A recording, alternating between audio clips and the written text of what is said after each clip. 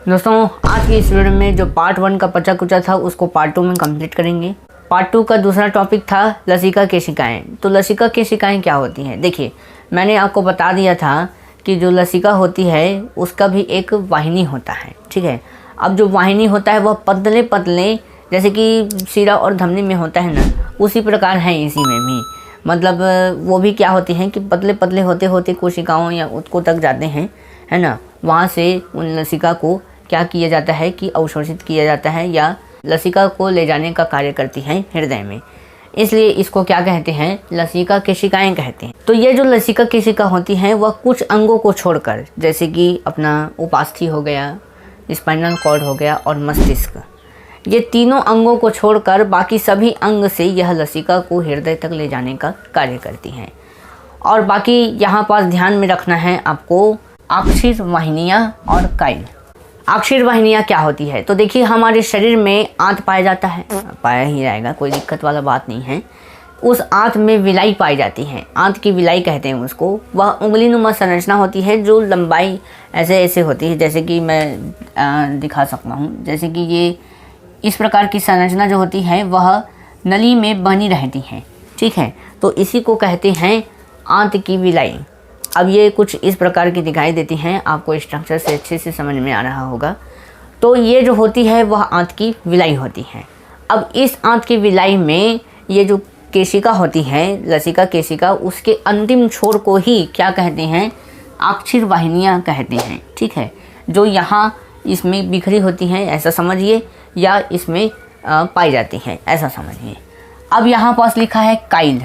Kyle को काई मत समझिएगा, ठीक है। काइल अलग चीज़ है। यहाँ पास क्या होता है कि जो आंत होती है उससे वसा अवशोषण करनी है। अब ये केशिका जब वसा अवशोषण कर रही है तो उस वसा के कारण लसिका जो होता है वह दूधिया दिखाई देता है।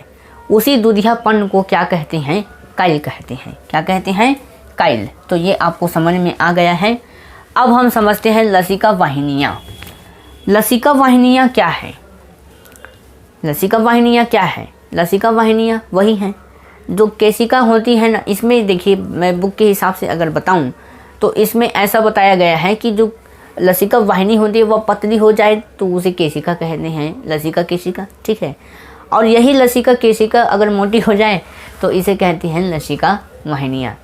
कहने का अर्थ यहाँ पास ये है कि जो नली होती है उसी को कह रहा है क्या? लसिका वाहिनियाँ, ठीक है। और यही लसिका वाहिनियाँ जो होती है वह पतली हो जाती है तो उसे केशिका कहते हैं। बस सिंपल है, कोई दिक्कत वाला बात नहीं है। अब देखिए, लसिका वाहिनी जो होती है वह शिराओं से थोड़ा बहुत सिमिलैरिटी रखता है, मतलब थोड़ा बहुत सामान्यता पाया जाता है। लेकिन ना, लसिका जो होता है, मतलब लसिका की जो वाहिनी होती है वह पतली होती है शिरा के मुकाबले, ठीक है। तो रक्त को लाने के लिए शिरा कार्य करता है, ठीक है ना। तो उसमें क्या पाया जाता है? कपाट पाया जाता है बीच बीच में। उसी प्रकार लसिका की जो ये वाली वाहिनी होती हैं इसमें भी क्या पाए जाते हैं? कपाट पाए जाते हैं, ठीक है। अब यहाँ पास समझना है आपको बाईं वक्षीय लसिका वाहिनी और दाहिनी वक्षीय लसिका वाहिनी, ठीक है। तो बाईं वक्षीय लसिका वाहिनी और दाहिनी वक्षीय लसिका। अब यहाँ पास वक्षीय क्यों कहा गया है उसको भी समझिए, क्योंकि उसको अगर नहीं समझोगे ना तो आपको दाईं बाईं कुछ समझ नहीं आएगा, ठीक है। तो वक्ष का अर्थ यहाँ पास ये होता है कि जो हृदय होते हैं, फेफड़े होते हैं, छाती होते हैं, जो ये यहाँ पास का पोर्शन होता है जो पेट और गर्दन के बीच में पाया जाता है, उसी को कहते हैं वक्ष। अब इस वक्ष में ये बाईं और ये दाईं दोनों लसिका वाहिनी पाए जाते हैं, ठीक है। बाईं वक्षीय लसिका वाहिनी जो होती है वह बाएं भाग से खुलती है और दाहिनी वक्षीय लसिका वाहिनी जो होती है वह दाएं भाग से खुलती है। अब इसमें बायां भाग दायां भाग क्या है, इसका झोल झपाट थोड़ा समझ लेते हैं, ठीक है। अंतःजुगुलर शिरा होता है जो इस प्रकार है और यह सबक्लेवियन शिरा है। इन दोनों के मध्य या इन दोनों के मिलन पर स्थित जो जगह होती है जहाँ पर शिरा तंत्र पाया जाता है उसी में जाकर यह खुलता है, ठीक है। देखिए, जो अंतःजुगुलर शिरा होती हैं और सबक्लेवियन शिरा होती हैं, ठीक है, दोनों जो होती है वह दाएं और बाएं दोनों भागों में स्थित होती हैं, ठीक है। अब जैसे कि मैंने आपको बताया कि अंतःजुगुलर शिरा और सबक्लेवियन शिरा के मिलन स्थान पर यह स्थित होती हैं, है ना, जो शिरा तंत्र में खुलती हैं। दोनों जो होती है अंतःजुगुलर या सबक्लेवियन शिरा दोनों दाएं और बाएं दोनों हिस्से में पाई जाती हैं, क्योंकि शरीर जो होता है वह दाएं और बाएं में बटा है, ऐसा आप समझिए।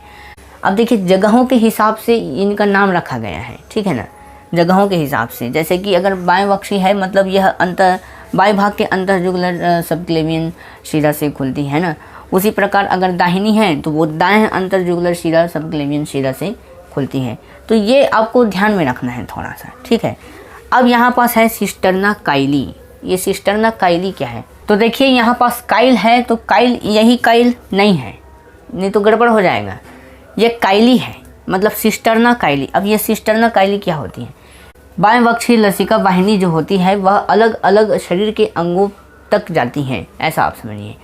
अब यहाँ पर जैसे कि आहार नाल है, वक्षीय गुहा है, उदर गुहा है, ये सारी चीज़ें। बाएं भाग का जो मतलब बाएं वक्षीय लसिका वाहिनी जो होती है उसका कुछ भाग जो होता है या पिछला भाग होता है या कुछ भाग जो बच जाते हैं, वह डायफ्राम के पिछले वाले हिस्से में एक थैलीनुमा संरचना होती है, उसी को कहते हैं सिस्टर्ना काइली, ठीक है। अब आता है लसिका गांठें। अब इसी लसिका गांठों को मैंने आपको लसिका जब मैं पढ़ा रहा था तो उसमें आपको बता दिया था लसिका के कार्य में, है ना।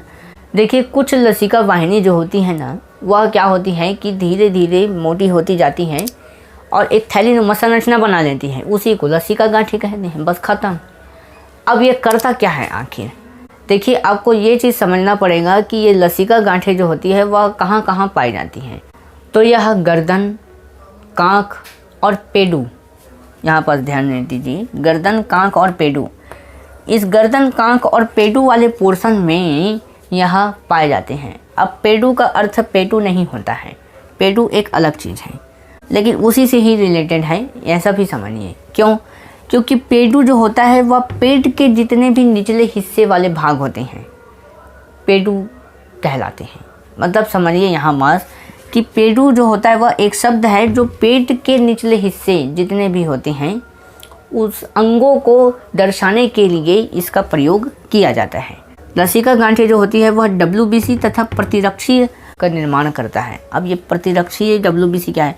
WBC तो आप समझ गए होंगे, है ना, वाइट ब्लड सेल्स, मतलब हमारे शरीर में रोगों से लड़ने का कार्य करती हैं, है ना, तो प्रतिरक्षीय कहलाती हैं। देखिए हमारे शरीर में कभी कभी क्या होता है कि चोट लग जाता है, बाकी भगवान करे कि किसी को चोट ना लगे, लेकिन लग जाता है, क्या करें, है कि नहीं।